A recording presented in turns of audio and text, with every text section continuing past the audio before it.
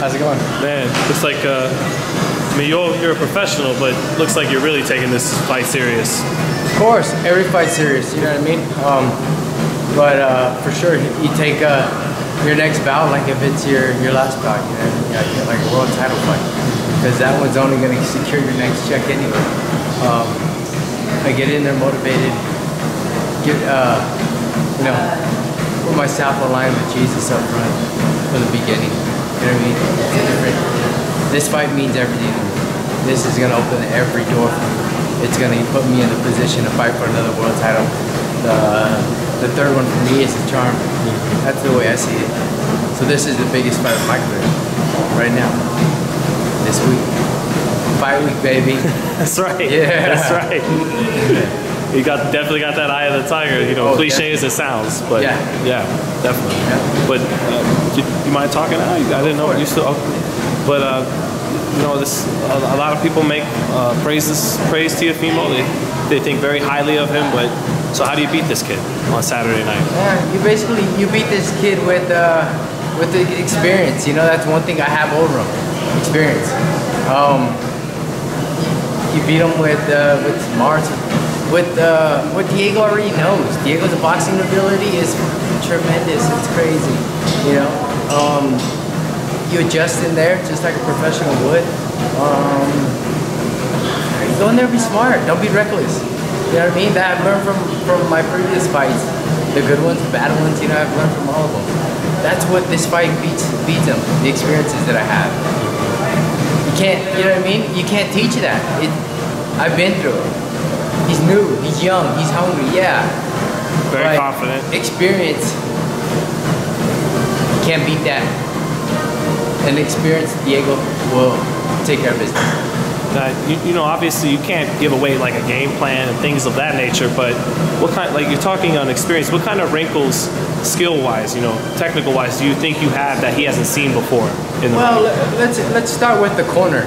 You know what I mean? I have Coach Jorge Capetillo right here, who's been in a lot of corners. Really good and underrated coach. We have Salas, who's going to be there that night too, who's been working with me. So, I mean, as far as ring experience and my corner experience, man, we have it all. We have a complete package.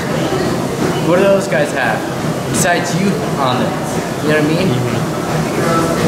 You can take youth and use it against them, and then what do they have? We don't have a backup plan. We can adjust in there at any given moment.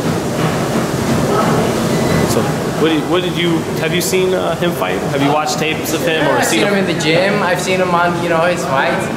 What do you think? What do you make of him as a fighter? Look, you gotta give him where credit is due. He's a young kid who's fought and looked tremendous against CB fighters. He hasn't been in there with a world-class fighter. He wants to prove himself. You're gonna get a world-class fighter. I've been in there twice. I know the game. I've been the ups, I've been the downs. I've got everything to gain on this fight. This kid, his dreams could be crushed in one night. You know what I mean? There's a lot of pressure, I'm sure, going on him. He's going in there maybe cocky, maybe overconfident. But what happens when you get in there and things aren't going your way? What happens then? Do you know what it's like to make adjustments in there? You know what I mean? That's where he's gonna have to step his game up there. That's where the pros, atmosphere, the mindset. Are you mentally, you know, well-rounded to get in there with somebody who's been in there already? That's what we're gonna see. That's what we're gonna see. And and I'm gonna push his buttons for sure. Yeah. And I mean, I've like a lot of fans, I've been able to see you fight for over the years, so I know you have good footwork, good head movement, good speed and skills. And do you think you're being underrated headed into this fight? Oh, for sure, because, you know, Diego's been fighting in Mexico the last 2 fights and no one's been able to see him, you know, unless they're true boxing fans and they have the network. But this is going to be an even bigger and brighter fight for me to shine on, because they think Diego's been left in the dark. Low key, Diego's been doing his work. Just waiting for that opportunity. The opportunity presented itself. boom, let's get into work and let's do it. Because I know you were not only sparring with guys like Linares, and I've heard other big names out here. Was it Richard Comey? I was in there with Pedraza. Pedraza, yeah, right. I was in there with Broner. And you know what I mean? Like, these are big names. Yeah. Who were getting ready for big fights. Yeah, and you were one of the main. Yeah, don't sleep on Fuego. Just like Coach's son says, it's gonna be Fuego in Dallas. Fortnite Fuego. Yeah, Fortnite Fuego. Yeah. So you're gonna take the Fortnite dance from Lopez? Yeah. Really? If you like, we really will get the Diego Magdaleno Fortnite dance? We heard it here first. Exactly. We heard it here first. Oh man, you got me to forget what the hell I was talking about. We talked about the Fortnite. Yeah, it's all here, man. No. It's all here. Oh man, forgive me for a moment, but forgive me for a moment. But it works.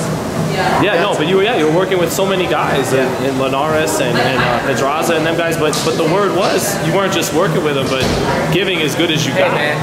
Yeah. They came to me for one purpose only, because they knew I could give them the work. And I would give them the work that would take them to the next level to be able to win. So, hey man, it is what it is. They came directly to me for that reason. You saw how great and sharp I fine-tuned them. It's time for Diego to display his work in the ring now. In front of a massive crowd, in front of boxing fans all over. We're gonna see and remember the name Fuego. You saw Teofimo where he got that knockout in that last fight with Mason Maynard. Did you see that with the right hand? Yeah, I saw it. So, as a southpaw, how do you stay away from that right hand? Man, the southpaw, you know what I mean? It's what everybody's gonna be telling me. Throw the right hand. Every fighter I fought, you know, just about 98% of the fighters I fought were southpaws. Or I mean, not southpaws, right-handers. So right. It's nothing I haven't seen already. You know what I mean? What do they do? When you fight a southpaw, throw the right. Throw the right. You know, I can just get to it. And the left hook too, right? You know what I mean there? Land the right hand. If I'm not vertical, you can't land it. If I'm out of range, you ain't gonna do nothing. Just go in there, level-headed. You know, don't overthink it. Boxing is beautiful. Go in there. That's the thing about boxing. You could be in the wrong position. That much of room to get you away from, you know, a deadly shot, a feint. There's so many things you can do. So you gotta go in there and be smart. You know what I mean?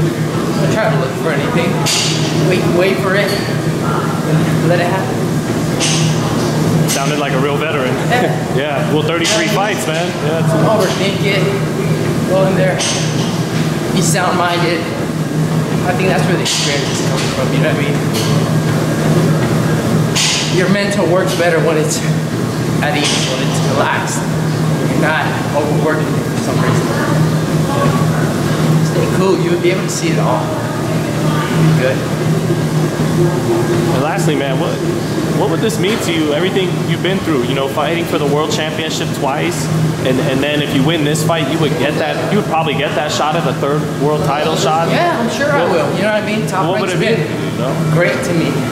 I want to send a huge shout out to Top Rank and to my current promoter, Pepe Gomez, for being able to open his mindset, opened his doors to Top Rank too, and the idea of one of his fighters fighting on a different card, you know what I mean? I know they work with other promoters, but you know, this is the first, I think, with Top Rank in a long time, and to be able to go back to where I was, I feel at home. I'm back with Top Rank, you know, working with them under their lights, under their cameras, with the same people, their family.